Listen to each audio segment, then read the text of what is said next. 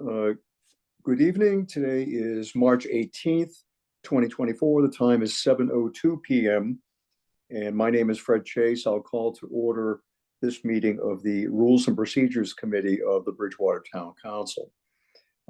Joining me this evening remotely are Councilors Brad McKinnon and Paul Murphy. We are the three members of the Rules and Procedures Committee, and so therefore we have we constitute a quorum and we can conduct business this evening. First thing I'll do is to just read the COVID disclosure statement.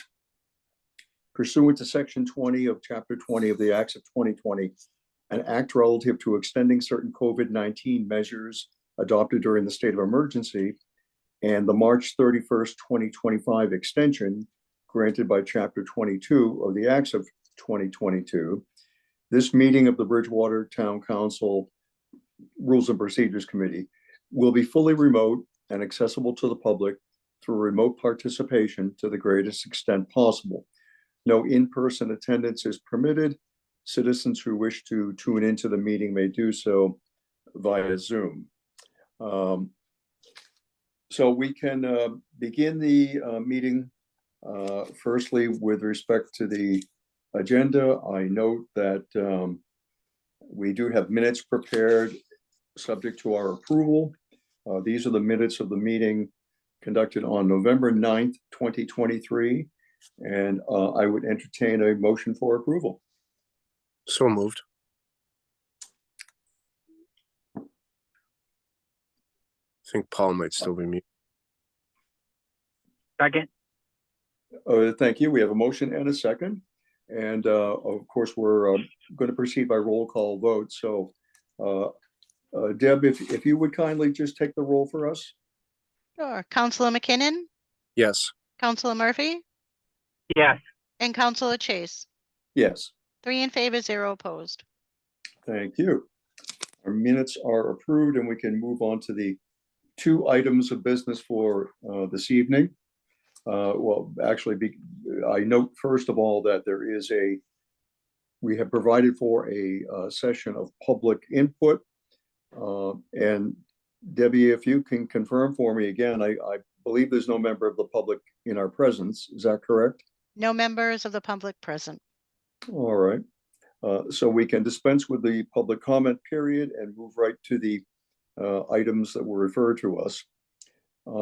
The first of which is General Ordinance FY 24-005, a proposed amendment to Chapter 74, Article 2, entitled Storage of New or Used Tires. Since the sponsor of the legislation is Councilor McKinnon, I'd be happy to turn it over to you, Brad, if you have any initial comments that you'd like to make. Yeah. So the whole idea behind all this was to, first of all, prohibit any more of these coming into town. I get we're a farm community and all that, but I really don't see why we ever allowed this in the first place, to be honest. But that's one thing I don't want to see happen in town is more of these, because this one's been here so long, not really taken care of. And it is kind of a public health problem in my eyes, with it being a major housing for mosquitoes and all that. And we just really wanted to push this forward to make sure we don't get any more of these, and make sure the people that do have them keep up with them, make sure that the roads are good for the fire department and trees aren't growing out of them like they are, et cetera, et cetera. There's not many changes, but there definitely are a few changes from what we had before. Mainly the fact that we're prohibiting any future tire, what was the exact term? Tire dump? Tire dump, I think. Yeah. Yes. Yeah, so that's really about it. I just wanted to make sure the people that do have them know that there are rules to follow, and that we won't see any more of these pop up throughout our town, because I do believe that they are a public safe hazard, and I mean, Tripoli, all the time you hear it, Bridgewater, East Bridgewater, Halifax, Middleborough, we're always getting hit by Tripoli, I feel like, and the we could do help out, I feel like, so that's where I stand for now on that. Thank you though, Fred. Forgive me, my dog has seen something interesting out on the street. Give me just a moment. I'll try to resume some order here. Fine, you're fine. Brad, can I ask a clarifying question while Fred is doing it? Yep. I noticed it says that the ordinance will prohibit any outdoor storage of tire facilities. So does that include, and how would we think about a place like Sullivan Tire, who maybe stacks them up on their property, you know, maybe in a temporary capacity, but do you consider that part of the ordinance, or is that something we would follow up on regularly? So my idea with this was just for people like the junkyard that has it out in the open constantly. You know, with Sullivan Tire, yeah, there might be a few stacked outside, but those tires are moving. And if they sit there for longer than a week, that's because there's not enough there for them to recycle. So that is a good question, but that was not at all my intent, was to give businesses like Sullivan Tire or any other car dealer in town an issue. Right. I totally agree. I'm just wondering maybe there's a timetable or something we can associate with that to give that leeway to those businesses. I don't know that, you know, they would be impacted for this, but I'm just thinking, you know, if somebody from Sullivan Tire were reading this, would they be like, you know, where do we keep our tires for the week before they come and get a weekly pickup or something like that? Yeah. No, I understand that, but I don't think that they would worry about this, because I mean, I've just been recycling a bunch of 18-wheeler tires at my property, and they have a storage container right out back. You throw, not a storage container, storage trailer that you throw them right in, and they stay in the trailer. They're not outside. But yeah, you will definitely see a few tires out and about at these other small businesses and even Sullivan Tire, but I don't think me doing this was not towards them, and I don't think that it would affect them with how it's worded. It's one thing if there's 10 tires on the side of a building. It's another thing if there's over 2,000 or however many we have over on Water Street, which is causing issues, you know. I think if I could just add, and I'm sure I missed a little bit of your comments, Paul, but the intent, of course, is strictly with respect to outdoor storage. And my suspicion is that any tire dealer, either has a facility, perhaps such as the one that Brad described, something as a trailer or some kind of outdoor unit, or they simply don't store their used tires outdoors at all. Nonetheless, even if they did, and I think Brad was alluding to this as well, there's going to be reasonably quick rotation of these. What this ordinance is really intended to speak to, as is the actual ordinance that exists already, which is the existing Chapter 74, the section, Article 2, rather, is as we've informally used the term tire dump. In other words, a place of discarded tires that are left for, quite frankly, typically the case is for years at a time, which is I think the real villain here that we're trying to avoid, and that I think does characterize the one site that we have discussed, at least in the council. I've forgotten the exact location. I'm not familiar with it personally, but people have alluded to one particular location in Bridgewater where one such tire dump, as we colloquially refer to it, does exist and has existed for years. So that's the real aim. And I honestly don't imagine that any tire dealer, here in town is going to have any difficulty with this compliance with this requirement. Obviously, there's been, that I'm aware, no input received from any such tire dealer here in Bridgewater in response to this proposal. And there are further opportunities when this is returned to the council for that to happen, but I'm not aware of anything. Were there any other preliminary comments from either of you? If not, what I wanted to look at is to just quickly a couple of points. The explanation, I think, is probably good to read into the record at this point. It's very brief for those who are not with us now, but who are going to view this online. Explanation: this amendment prohibits the outdoor storage of used tires and preserves the requirements for access to existing piles of used tires. It also eliminates the requirement to use herbicide, but preserves the requirement to keep the existing piles free of trees, weeds, grass, and similar vegetation, which I think is a good summary. And I think that Brad also had spoken to those particular changes when he made his comments.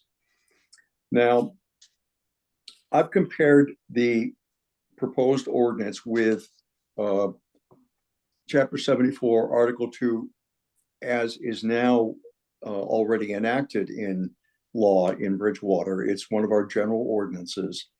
And I just wanted to kind of highlight very quickly a couple of the changes. Most of the change takes place within Section 1, which is of the new ordinance, the proposed ordinance, entitled Prohibition. And that speaks to exactly what Brad had discussed, the need to prohibit the creation of new sites of outdoor storage of tires. Looking ahead to Section 2, which is entitled Preventing Weeds, that section is largely consistent with the existing language, except it does, as indicated in the summary, it does remove the requirement for the use of herbicides to kill vegetation. So the new language provides any existing used tire storage area shall be kept free of all trees, weeds, grass, and similar vegetation, period. So by other means, by mechanical means, whatever, but it does not require the use of dangerous herbicides. Section 3 is completely unchanged. It's entitled Smoking Prohibited. That's exactly what the existing law provides. Section 4 is completely unchanged. Section 5 appears to be completely unchanged from the existing law, with one question that I have. If you look into the actual language in that paragraph, it refers to vehicles and other power devices shall be of an approved type set forth in standards for powered industrial trucks, and then the abbreviation, the acronym NFPA 505, comma, and 225. So the 225 reference through the, I think that's the National Fire Prevention Association code. I may have that wrong, but this 225 reference does not appear in the existing law. And I'm inclined to think that it's erroneous. I don't know that it is intended to be here. And if I could just stop for a minute and at least ask Brad, if you have any recollection about that, Brad? I'm going to be honest with you. I was just having a cough attack and I kind of missed what you said. Like I said, Okay. sickness here. Sure, it's in the section 5, care of site. And in the middle of that paragraph, there's a reference to NFPA, and I may be mistaken, but I think that refers to the National Fire Prevention Association, Yeah. 505. And it goes on to say, and 225. It looks a little out of place, and I'm just wondering if that was inserted erroneously. Is it intended to refer to another section of the NFPA, or is it there mistakenly? I just have no clue, but it looks suspect to me. So I'll be honest with you. Mike did most of this, but the biggest thing that I wanted with this was to prohibit the use in the future of these ever coming to town. Right. And because it's on Water Street near Skeeter's Pond, that's Yeah. why I wanted to get rid of the herbicides too, because we don't need those near water sources, especially Skeeter's Pond, which I believe is also on the aquifer for Carver's Pond. I think it goes out that far that way. I could be wrong, but Okay. it's near a pond. You know, we don't need herbicides and all that getting into the ground and into that water. I agree. But Yeah. when it comes to section 5, I have it right in front of me, and I'm not too sure what that's all about. Okay.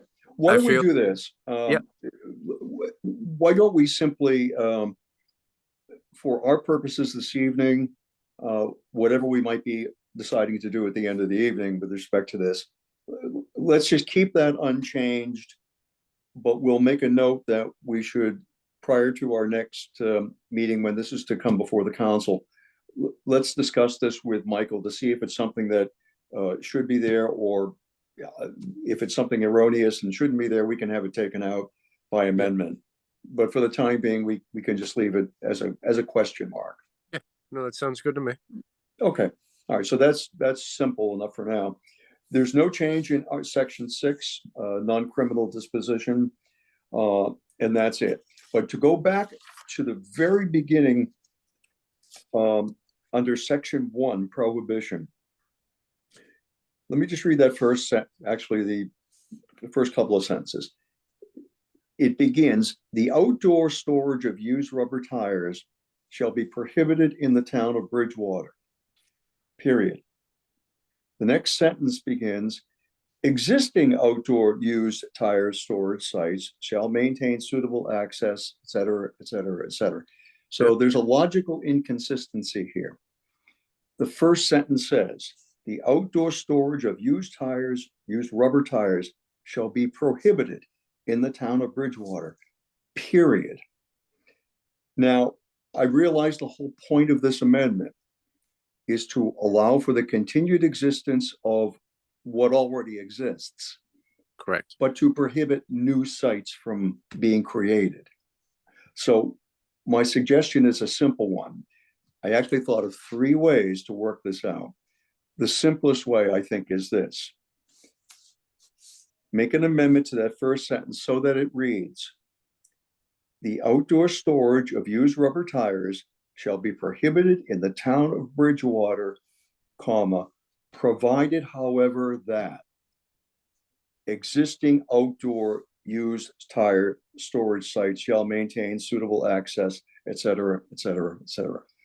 It simply is a way to tie it together such that we don't have a logical inconsistency of saying, on the one hand, we're not going to have these things in Bridgewater, and on the other hand, saying, oh, but if we have any, they have to do this, that, and the next thing.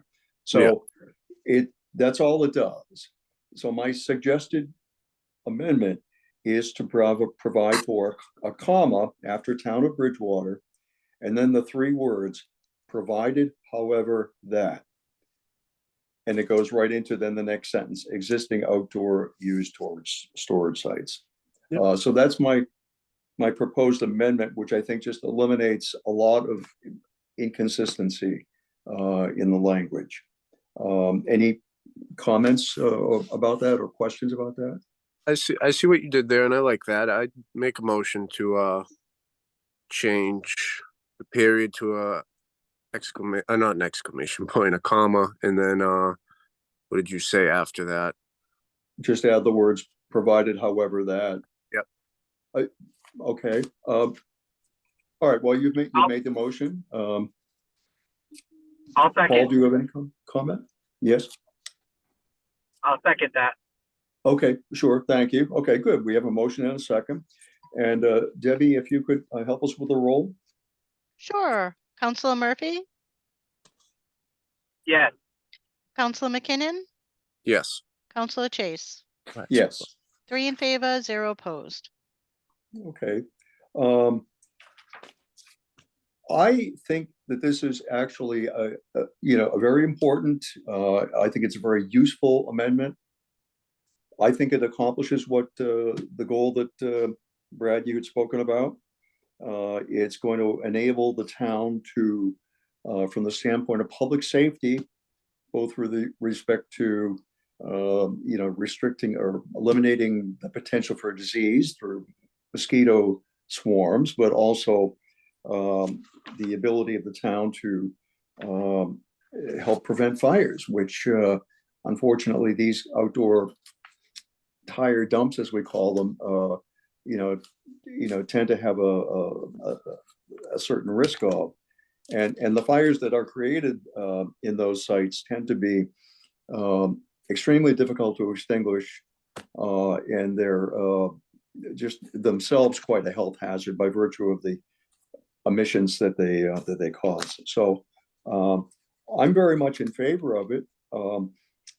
I would propose a motion to approve the ordinance as we have amended it this evening, to recommend approval by the full town council.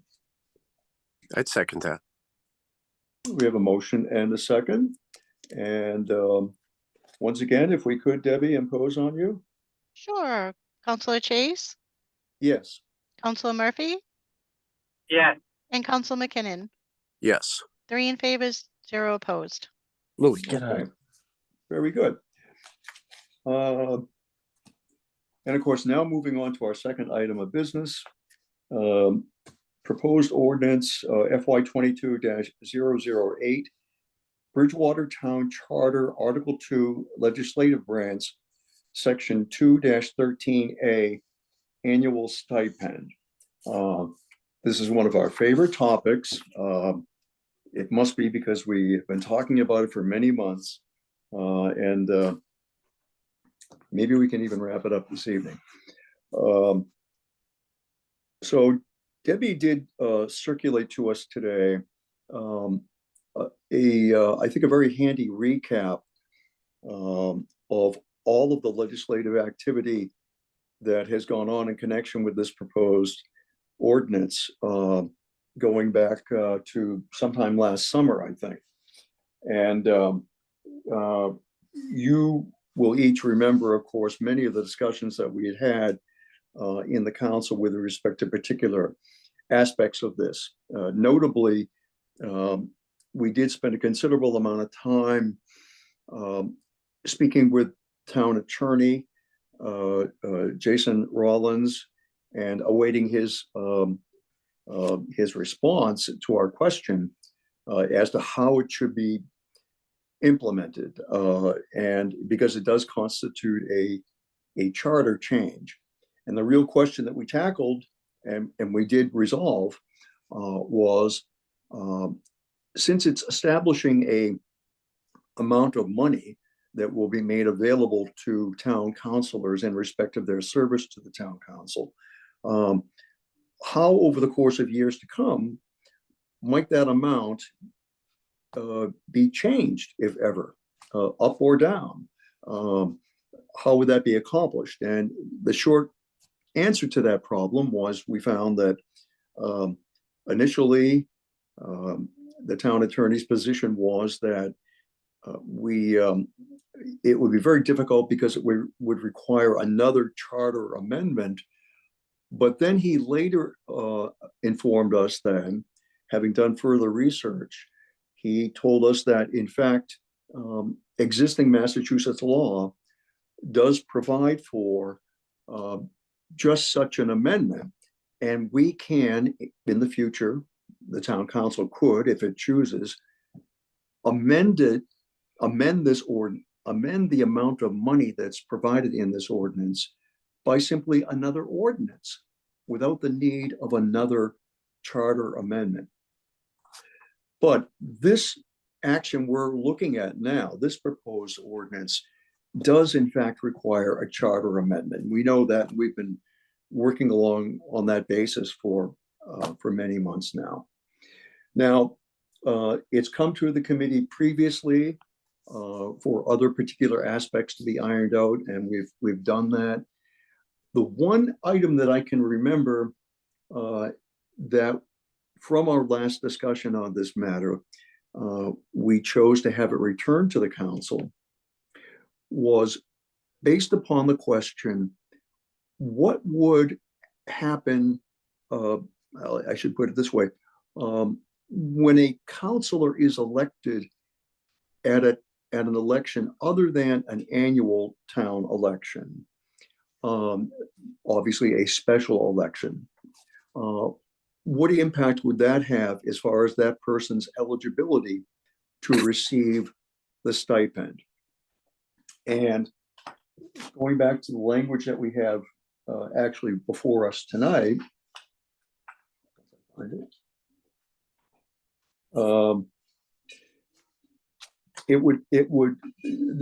resolution of that question would require additional language. And so if you have before you the proposed language, I'll tell you what I thought might be useful as a workaround to that problem. But this is a fairly brief ordinance, so let's just take a moment and read it in its entirety so that we know exactly what we're all speaking of. So the ordinance as it stands right now reads, ordered that the town charter, Article 2, Legislative Branch, Section 2-13A, annual stipend, shall be amended to reflect that each member of the town council shall receive an annual stipend payable in arrears in the amount of $5,000, and the town council president shall receive an annual stipend payable in arrears in the amount of $7,500. Incumbent councilors shall receive a stipend as above set forth as of each annual town election day. A councilor who vacates their office will be entitled to receive a prorated stipend as of the last date of their service. Regardless of compensation, members of the town council shall not be eligible for benefits from the town. Any modification of the stipend amounts set forth herein may be adopted by ordinance, duly adopted by the town council, provided, however, that no increase or reduction in such stipends shall take effect during the year in which such increase or reduction is voted, and no change in such ordinance shall be made between the election of a new council and the qualification of the new council. And it ends, such ordinance shall be subject to the provisions of Mass General Laws, Chapter 39, Section 6A.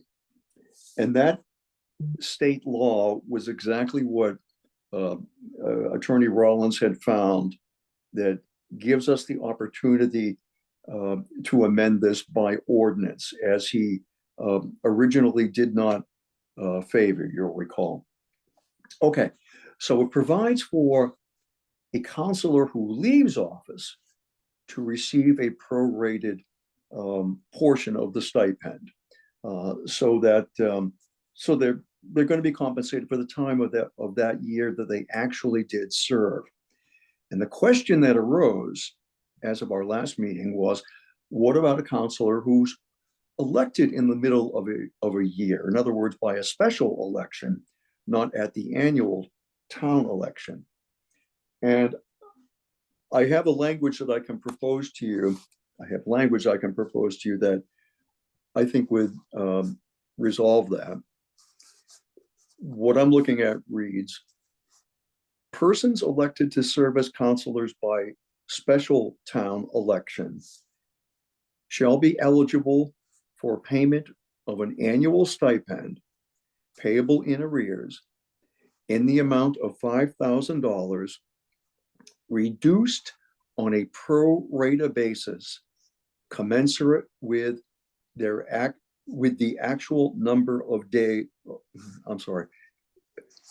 commensurate with the actual number of days of service of the counselor during said year. So that sentence would, in my estimation, properly provide for the payment of a stipend reduced on a prorated basis, so that a counselor who might be elected, during a special election, would be equally entitled to compensation for their service. Other thoughts that either of you have about this? Councilor Chase, can I ask a question in Yes. relation to that? What are we defining as days of service? Because previously we defined it as election day in the full term.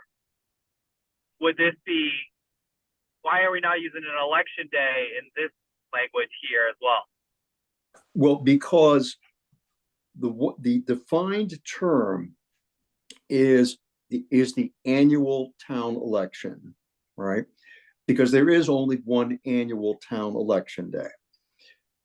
In some cases, we may have a special election at any given point during the year.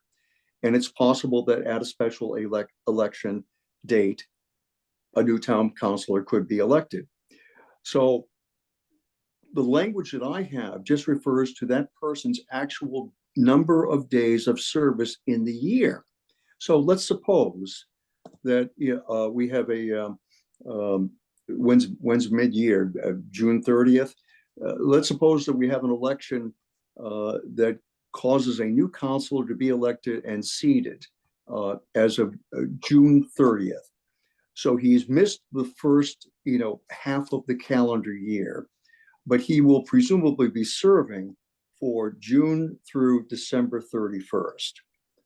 So what this language does, it just on a day-by-day basis. In other words, it's the actual number of days of the year during which he is an elected councilor. It's unrelated to the annual town election day because he's going to be elected at some other day. All we can do is literally count the number of days that he's actually going to serve. So in the example I gave you, it would be not 365, right? But the 365 divided by 2.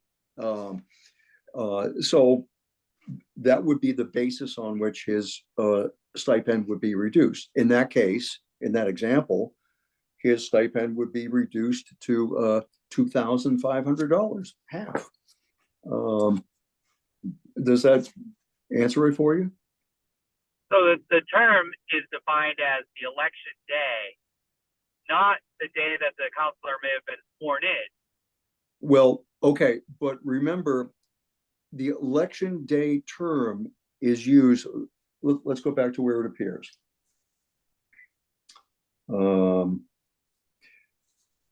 Okay, incumbent counselors shall receive a stipend as above set forth as of each annual town election day. Okay, I see what you're getting at. So in the case of a councilor elected mid-year, which is to say not during an annual town election day, but some special election day, we could have his stipend reduced on a pro rata basis, commensurate with the actual number of days of service beginning with the date of the special election. Sure, yeah. It could just say commensurate with the date of the special election. We don't even need the with service, right? In that case? It's semantical. I guess it's the same thing. Actual number. I see your point. It's superfluous, I think, to add days of service. I don't think it's necessary. So in other words, let's go back and read from that point on. Persons elected, because we're not referring to councilors, we're referring to a person who's elected as a councilor. Persons elected to serve as councilors by special town election shall be eligible for payment of an annual stipend payable in arrears in the amount of $5,000, reduced on a pro rata basis commensurate with their actual number of days. Gee, I kind of think we do need of service. Actual number of days.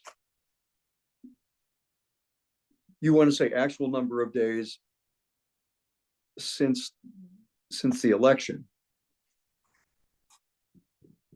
Yes, in theory. With the actual, I don't know if I want to say actual, commensurate with the, take out actual, commensurate with the number of days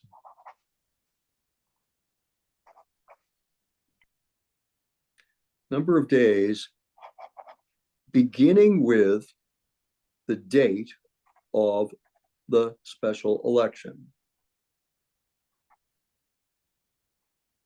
Want me to read that again? Yeah. Okay.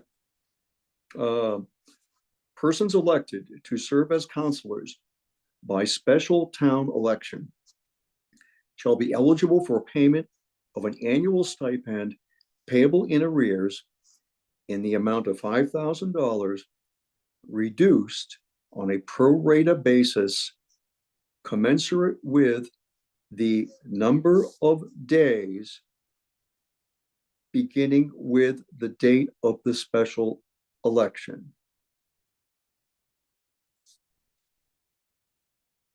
I think that reads nicely. I have I think it covers it.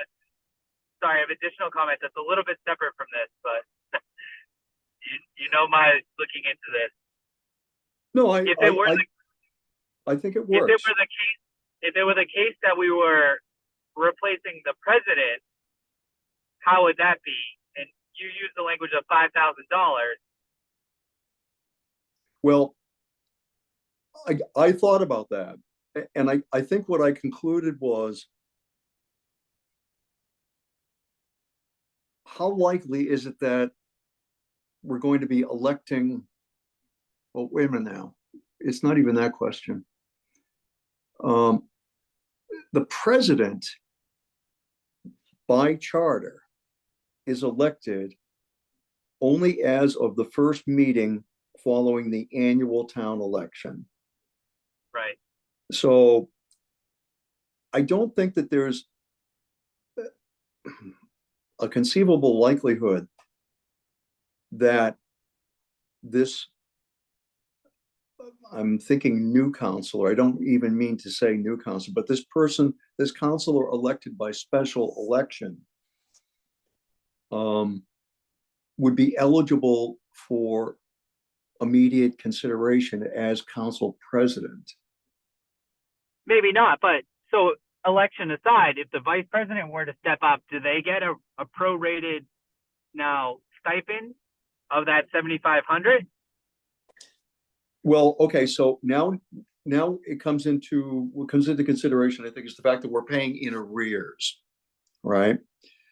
So you're being paid only after you have you've concluded that year of service. So in other words, it's looking back and saying, okay, Right. For normally it's going to be Counselor X, you served your full year, here's your $5,000. Counselor Y, you were elected for half of the year, so you are eligible for the $2,500 or whatever amount.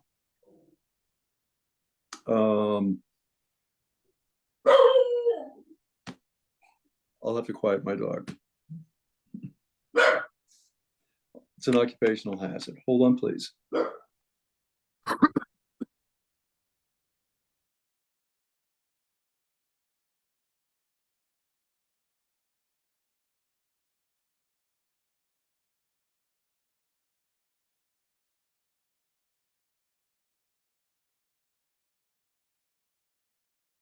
dog just went crazy when his dog was going off.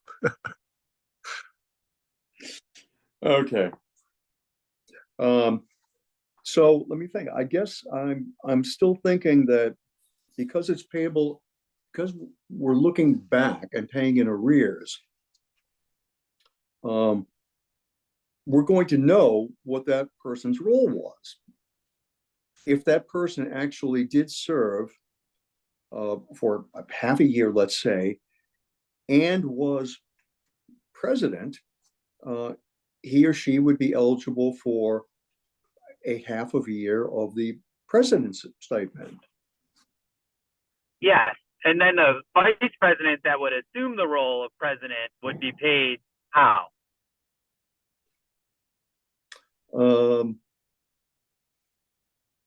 Okay. Here's what I think. I think that, again, the end of the year, looking back, we now have the vice president who was eligible for the $5,000 based on his role as for a year, let's say, as a counselor, but for X number of months or whatever, he did serve as president, which would have to be computed as a daily basis. Like, what would be the difference? $2,500 is the difference between a regular counselor and a president. That amount of money would have to be calculated, divided by the number of days that this person served in that other role, and he or she then would be eligible for that amount of money. Right. So a prorated 2,500 is what they would receive. That's right. Yeah, I think, these are good questions because all the better that we should try to foresee questions like this at the outset rather than, leave it in someone's lap at the time it actually happens. But I think that since we're hanging our hat on this idea of simply prorating, I think it should be clear to anybody in the future that if you have to revise an amount of money, it would be done on a prorated basis. It's provided for in the council, in the language of the ordinance is what I'm suggesting. Anyone reading into it would see that what was contemplated was a prorated amount of money. That's my sense of it. Councilor Chase, before I put it to bed, can I ask, do you remember, and I think we've discussed this, why don't we use the language of salary? And then assuming the salary would then in line fall with the employment law for everybody else that works for the town. Why do we choose to use the word stipend? Well, okay.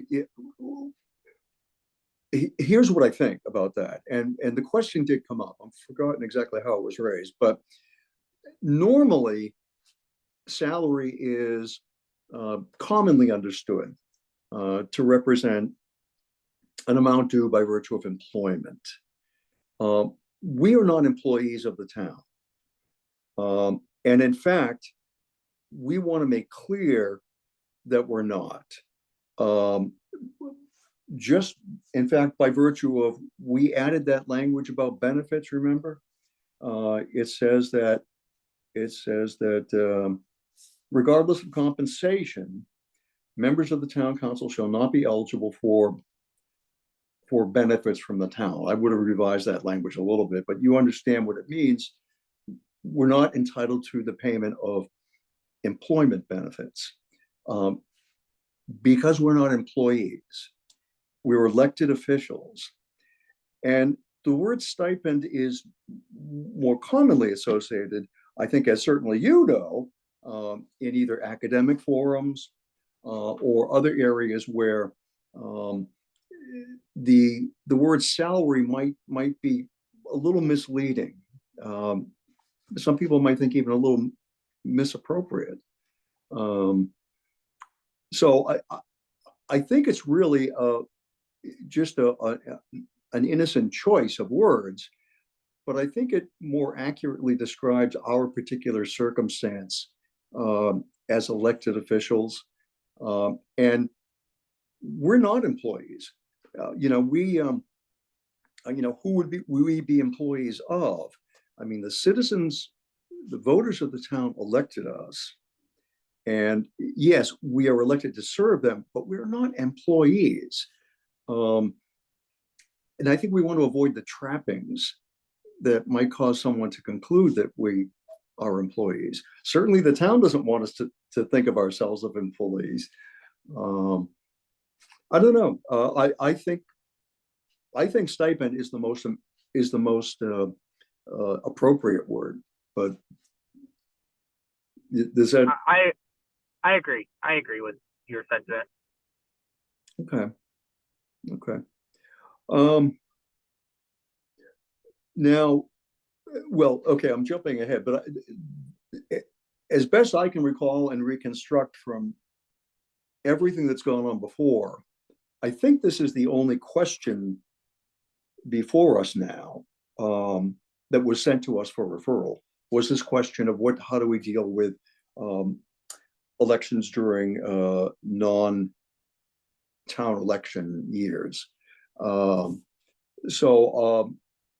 Unless there's anything else that we're thinking about, or anything else that either of you want to think about in connection with this ordinance, we can still bring up again. But I think this was the only item of business, as it were, for this particular ordinance. And if that's the case, I'm going to suggest that we consider a motion for the language that I had proposed, which I'm sorry I don't have it printed before you, but based on the video itself, I'm sure that Debbie can transcribe this and put the language before us for our next meeting. I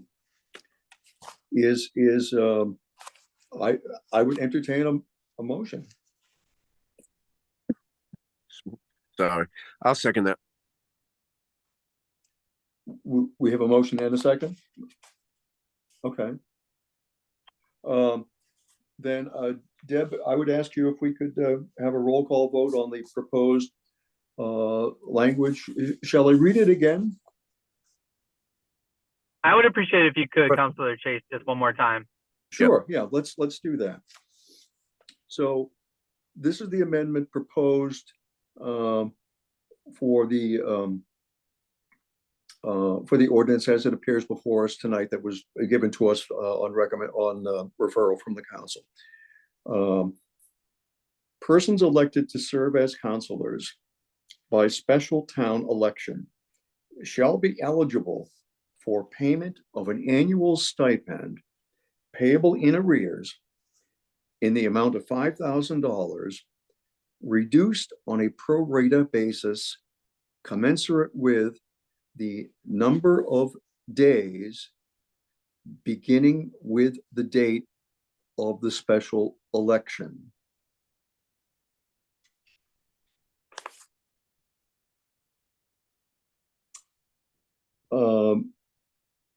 Any comments or questions?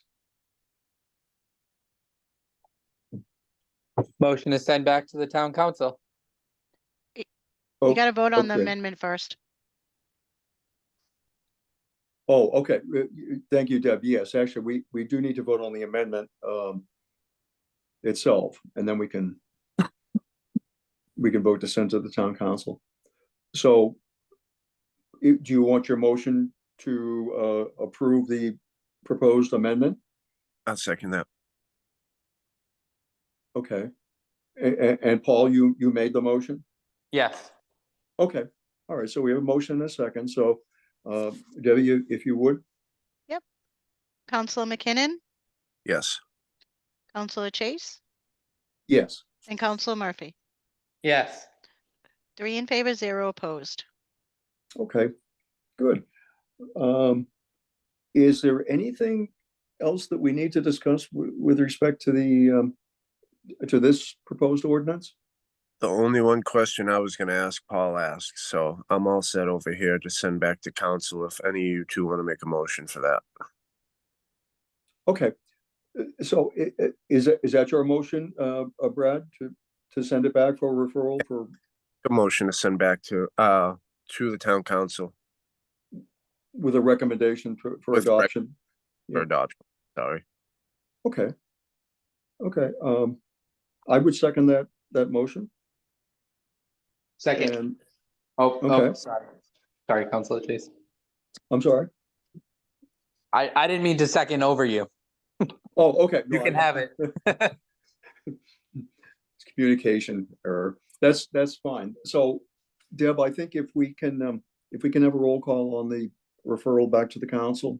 Sure, Counselor Murphy, Yes. Counselor McKinnon,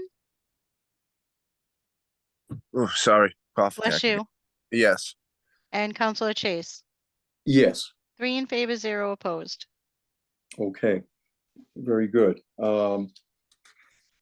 Is there anything, there's nothing else before us, business-wise tonight, so I would entertain a, motion for adjournment.